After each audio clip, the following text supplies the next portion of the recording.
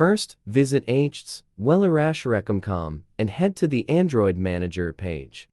You can scroll down to check all the features and the step-by-step guide in detail. After that, click the Back to Top button. Click the Try for Free option to download it on your computer. Double-click the iReaShare Android Manager installer to install it on your computer by following the step-by-step guide. Once finished, click Finish to close setup. Run the software on your computer, then you will see this main interface.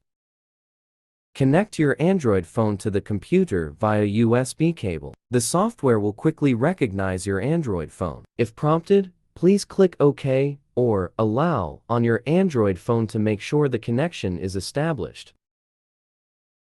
All data on your Android phone will be scanned out and displayed in the interface. Click Contacts. All contacts on your Android phone will be displayed in the interface. You can scroll down to preview all contacts in detail. Tick off the contacts you want to transfer to your PC, then click Export. Select the contact file format you want to save, then choose a location to save it. Then the chosen contacts will be transferred to your PC.